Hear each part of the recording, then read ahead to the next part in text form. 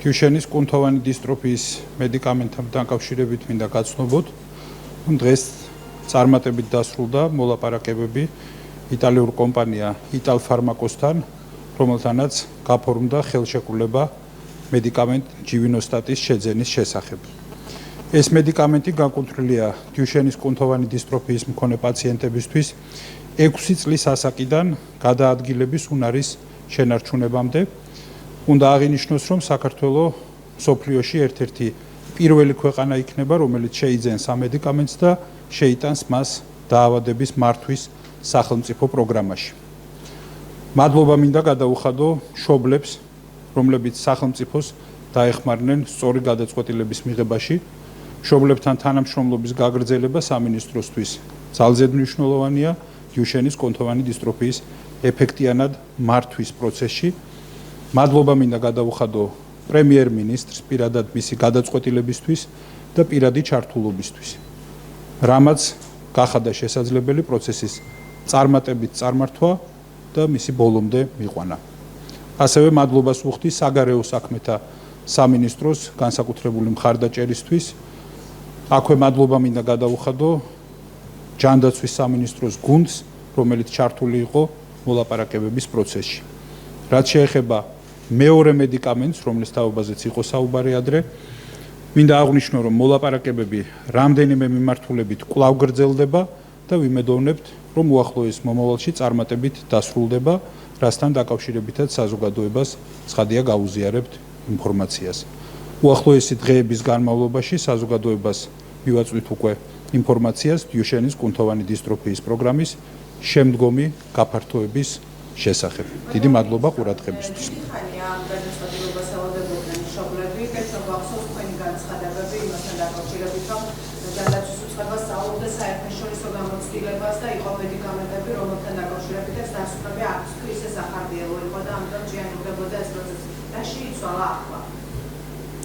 კეთილი.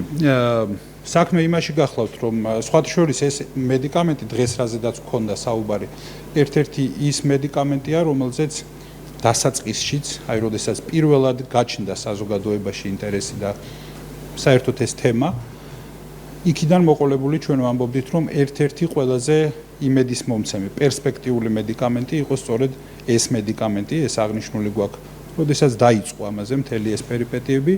იქიდან მოყოლებული ჩვენ ბუნებრივია, რომ მანამდეც და შემდგომაც განსაკუთრებული ინტერესით ვაკვირდებოდით პროცესს.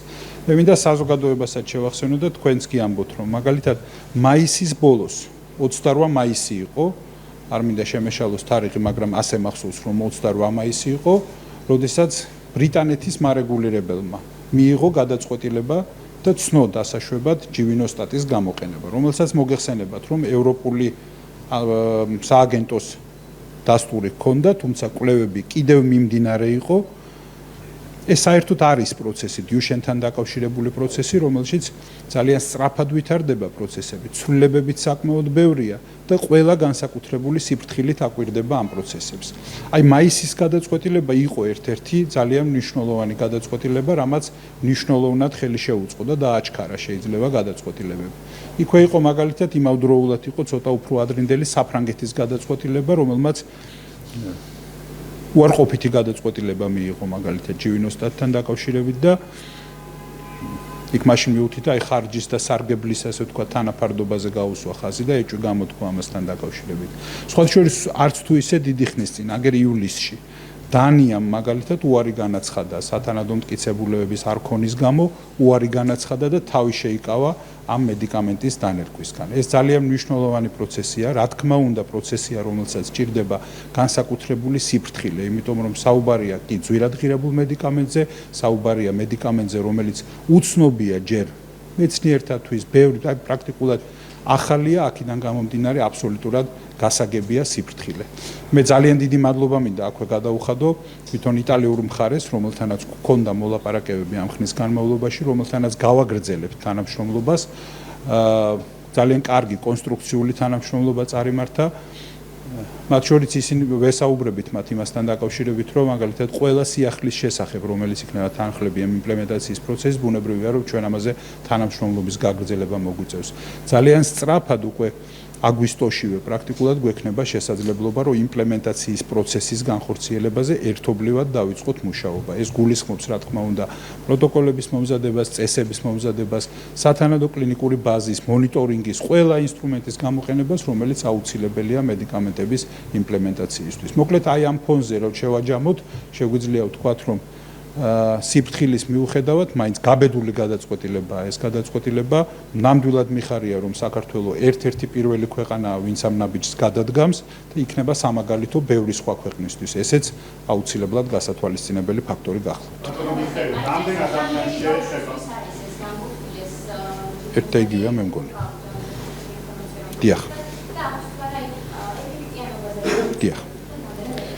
ესე იგი, ეფექტიანობაზე წინასწარ რაიმე ვარაუდების გამოთქმა ალბათ მართებული არ იქნება. ჩვენ რასაკვირველია პროცესს დავაკვირდებით მომავალში, როდესაც იმპლემენტაციის პროცესი დაიწყება. ნებისმიერი წამლის იმპლემენტაციის პროცესი ნიშნავს, რა თქმა უნდა, როდესაც ვერუკავთ, უნდა დავაკვირდეთ როგორც უსაფრთხოების მიმართულებით, ისე ბუნებრივია სარგებლიანობის, ანუ ეფექტიანობის თვალსაზრისით. იმედის მომცემია, ასე ვთქვათ, ის სამეცნიერო პუბლიკაციები, რომელიც ახლავს ამ მედიკამენტს და ასე შემდეგ, ამას დავაკვირდებით და მომავალში ბუნებრივია ამაზე უფრო დამაჯერებლად გვექნება შესაძლებლობა რომ ვისაუბროთ. რაც შეეხება კითხვას, რამდენ ბავშვს შეიძლება ემსახურებოდეს ეს, როგორც გითხარით, ამის ასაკის ჩარჩო დაახლოებით ასეთი 6 წლიდან იწყება და გადაადგილების უნარის ქონა აუცილებელი რომ ჩაერთოს და მიიღოს ეს მედიკამენტი.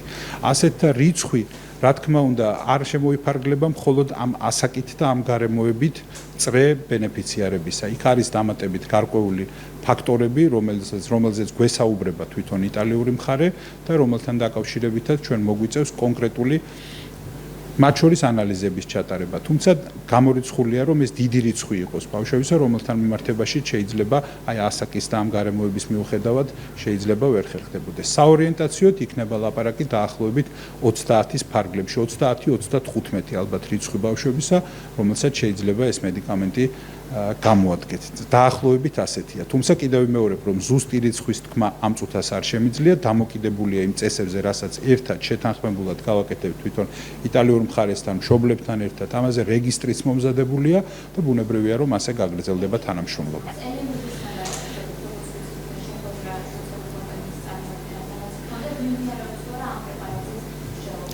მე აღნიშნე, რომ რამდენიმე მიმართულებით მიმდინარეობს მუშაობა და ბუნებრივია, რომ ეს ჩვენი მოვალეობაა, რომ ყველა მიმართულებით გქონდეს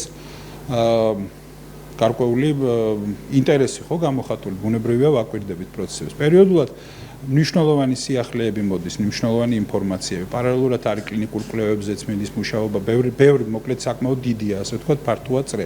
ჩვენ მქონდა საინტერესო შეხვედრები იმართება ამ მიმართულებით, მე არ შემიძლია ამ ეტაპზე რომ კონკრეტული მოლაპარაკების თაობაზე გესაუბროთ, კონკრეტულ გადაწყვეტილებებზე, რომელიც მზადდება, თუმცა შემიძლია ვთქვა, რომ აი როგორც მოგახსენეთ დასაწყისშიც, ჩვენ ვემზადებით მორიგი გადაწყვეტილებისთვის მეორე მედიკამენტთან დაკავშირებით, რაზეც თავიდან აღინიშნა, რა იქნება ეს, როგორ იქნება, რა პირობით იქნება, ამაზე ბუნებრივია, რომ ჯერჯერობით ნამდვილად ვერ გესაუბრებით. ამიტომ მინდა შემიძლია გითხრათ, რომ რამდენიმე მიმართულებით ვაკვირდებით პროცესებს, გვაქვს მოლაპარაკებები და ბუნებრივია, რომ ახლო მომავალში მივიღებთ გადაწყვეტილებებსაც.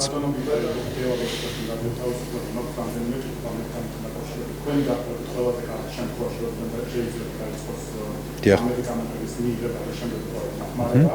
და ყველაზე ხუთი ვერსიით რა პერიოდიდან შეიძლება მოხდეს ამერიკანული საქართველოში შემოსვლა. კიდევ ერთი მედიკამენტი ახსენეთ, რომელიც დაკავშირებით მიმდინარეობს მოლაპარაკებები და რომ ვთქვათ ამ ახალ მედიკამენტის რომელზეც მოლაპარაკებები მიმდინარეობს, რა უპირატესობები აქვს, რამდენი მედიკამენტი ჩაერთვება, უფრო ნაკლები თუ აი რამე შეიძლება შეიძლება. გასაგებია. ესე იგი, ორი კითხვა იყო. პირველი დაახლოებით ვადებთან დაკავშირებით შემოტანის.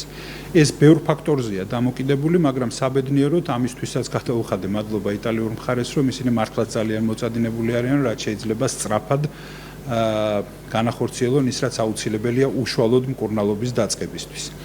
ამას სჭირდება წინასწარ პროცესების მომზადება, რისთვისაც დიდი დრო ნამდვილად არ იქნება საჭირო და საორიენტაციოდ ეს იქნება ალბათ მაქსიმალური ვადა არის დაახლოებით 1 თვე. დაახლოებით იგივე ვადა იქნება საჭირო მედიკამენტის იმპორტისთვის. ასე რომ რეალისტურია, რომ სექტემბერში რეალურად დაიწყოს მკურნალობა. ოპტიმისტური განწყობით ალბათ სექტემბრის დასაწყისი უნდა ვთქვათ და სექტემბრის განმავლობაში ყველა შემთხვევაში ვფიქრობთ, რომ კურნალობის პროცესი რეალურად დაიწყება.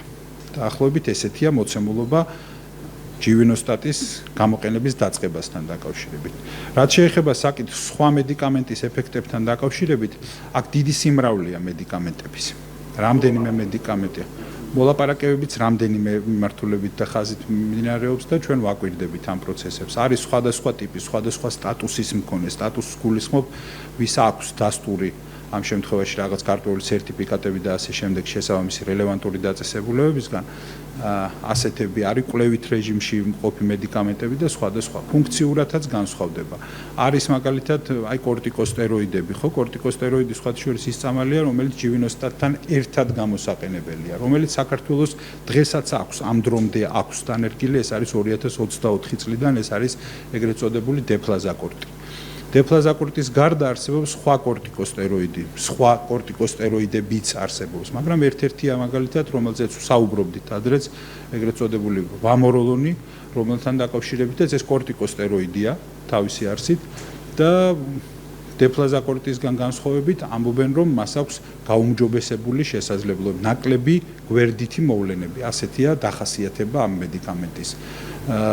შესაბამისად ვაგრძელებთ ამ მუშაობას წინასწარ გამიჭირდება რა თქმა უნდა რომ გითხრათ რომელზე შეჩერდება ჩვენი ყურადღება და არჩევანი, მაგრამ შემიძლია გითხრათ რომ ჩვენთვის განსაკუთრებულად მნიშვნელოვანია დადასტურებული ეფექტიანობა მედიკამენტის, რომ მივიღოთ გადაწყვეტილება. ეს არის უმთავრესი ფაქტორი, რაზეც ვაფუძნებთ ჩვენ გადაწყვეტილებებს.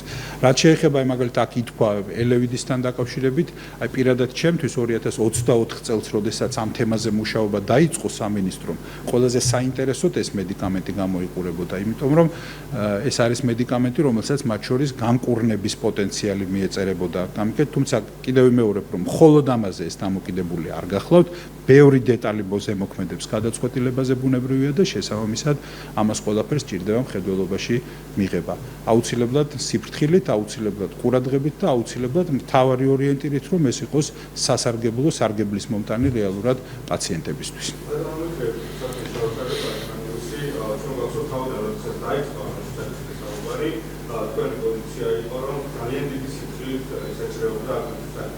ახლაც ასე ვფიქრობ.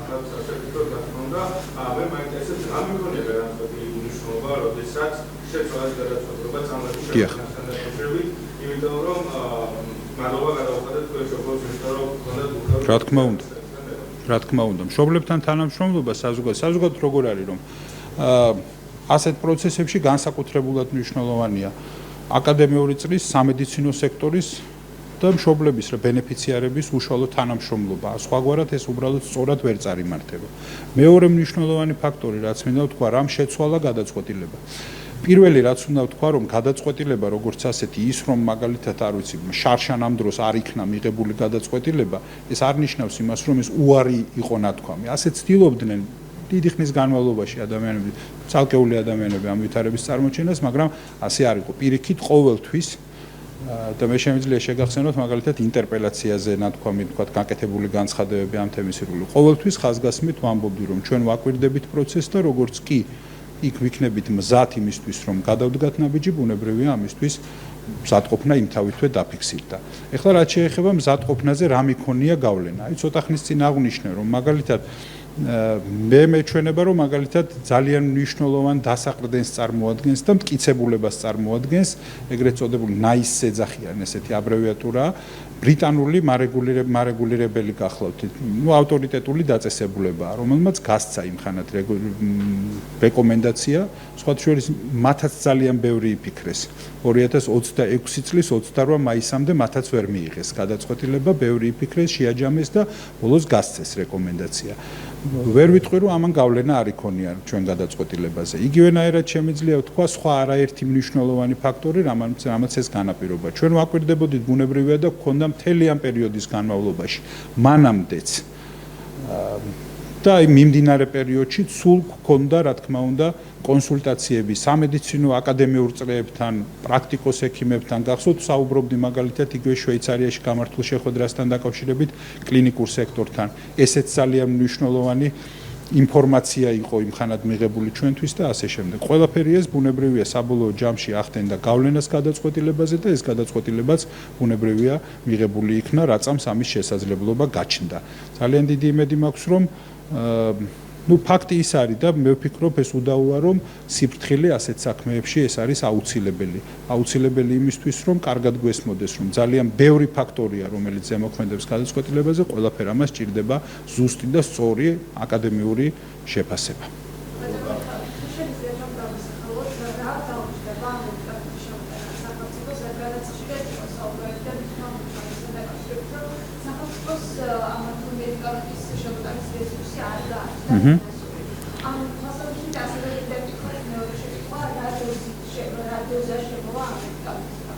გავიგე. დოზაზე გეტყვით, რომ დოზა შემოვა ის, რაც იქნება აუცილებელი ყველა პაციენტის მომსახურებისთვის. ამიტომ ეს დოზა არც განიხილება. ისევე როგორც არასდროს არ ყოფილა ნათქვამი, რომ ფინანსური ბარიერი შეიძლება წარმოადგენდეს წინაღობას ამ გადაწყვეტილების მიღებისთვის. ასე სხვათა შორის უნდა ვთქვა, რომ ძალიან ბევრი ცდილობდა ასე წარმოეჩინა, მაგრამ ყოველთვის ხაზგასმით აღინიშნებოდა ხოლმე ჩვენს მიერ, რომ ფინანსური ფაქტორი არ განიხილება როგორც წინაღობა, დამაბრკოლებელი ფაქტორი ამ მედიკამენტის შეძენისთვის.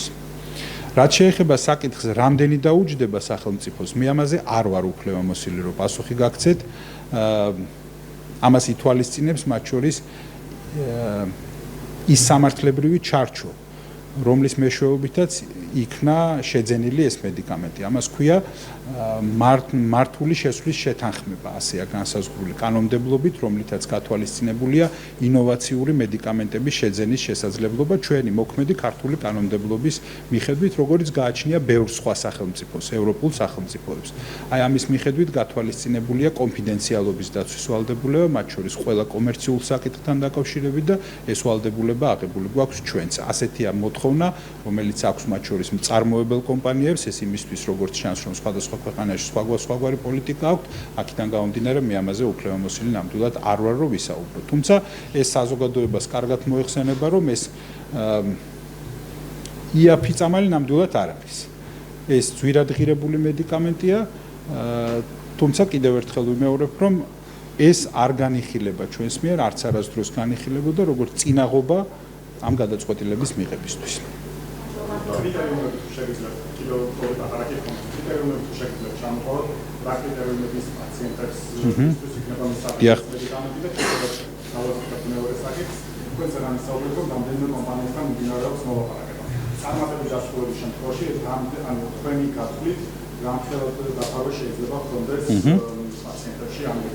გავიგე. ესე იგი, პირველი რაც შეეხება ბოლოდან დავიწყებ თქვენი ნებართვით, ეს დამოკიდებულია რამდენის დაფარვას შევძლებთ, როგორ იქნება, რა პირობით იქნება, ამის თქმა მე შემეძლება მას შემდეგ. არ არის შორს ეს დღე, როდესაც ამაზე ვისაუბრებთ, ამიტომ მას შემდეგ ვისაუბრებ, რაც გადაწყვეტილება იქნება მიღებული. იმიტომ რომ სხვაგვარად შეიძლება ეს უბრალოდ კორექტულიც არ იქნება ჩემი მხრიდან. რაც შეეხება საკითხს ამ ჯივინოსტატის გამოყენების კრიტერიუმებს, ვისთან მიმართებაში იქნება გამოყენებადი, ამაზეც ალბათ უმჯობესი იქნება, რომ ვისაუბროთ მოგვიანებით სრულ ამომწურავ ჩამონათვალზე კრიტერიუმებისა. ძირითადი ფაქტორი რაც არის, ეს არის 6 წლამდე არ გამოიყენება ეს მედიკამენტი, 6 წლიდან იწყება და დაწყების საფუძველია, რომ გადაადგილების უნარი უნდა გააჩნდეს. სხვათა შორის ეს გადაადგილების უნარიც საჭიროებს დაზუსტებას კონკრეტულად, აქ იგულისხმება ვთქვათ დამოუკიდებლად ნაბიჯების რაოდენობა, რომლის გადადგმის შესაძლებლობა აქვს შენარჩუნებული ადამიანის შესაბამისად, ამის მიხედვით განისაზღვრება.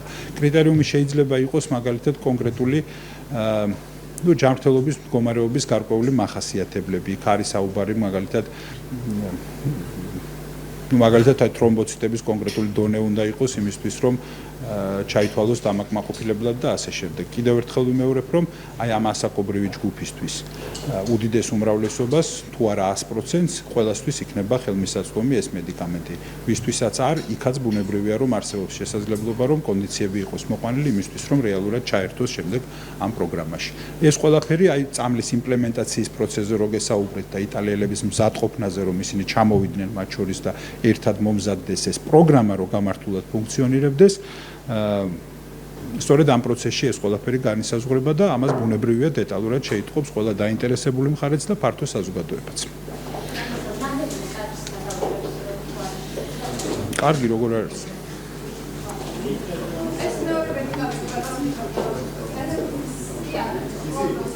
ამ წუთას ვერ გეუბნებით ვერაფერს.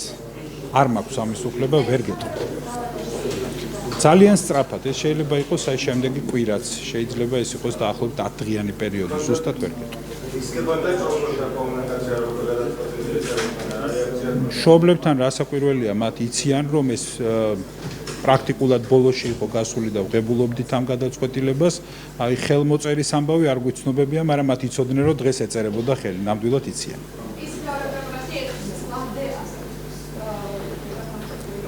აი ვიმეორებ, რომ ეს რომ მე გითხრათ, ეხლა ეს არ შეიძლება, გამიგეთ, არ იქნება კორექტული და ის არის. დავასრულებთ, ძალიან მალე შეიძლება დასრულდეს, არ ვაპირებთ ამის დიდხანს ფიქრს ამასთან დაკავშირებით, იმიტომ რომ საკმაოდ ნათლად არის გამოკვეთილი გარკვეული შესაძლებლობა. ყველა ფაქტორის ხედველობაში მიღებთ, ყველაზე ოპტიმალური გადაწყვეტილებები იქნება მიღებული. ახლა სულმთლიანად პოპულაცია რაც არის, დღეს რაც ცნობილია, ეს არის 80. საშუალოდ ესეთი გამოდის რიცხვი, აი 80, 100, აი ამ მიდამოებში. არა, მთლიანად პოპულაცია რაც არის, მთლიანად. მაგრამ აი ვინც არის თქვა ამ ასაკში და მოძრაობის უნარი შენარჩუნებული აქვს ამ დრომდე, ესეთი იქნება დაახლოებით 30, 35, აი დაახლოებით ესე ვარაუდობთ, რომ აი ამის ფარგლებში იქნება. ზუსტად ვერ ვამბობთ. მე მგონი საკმარისია, დიდი მადლობა. კარგად გრძანდებოდეთ.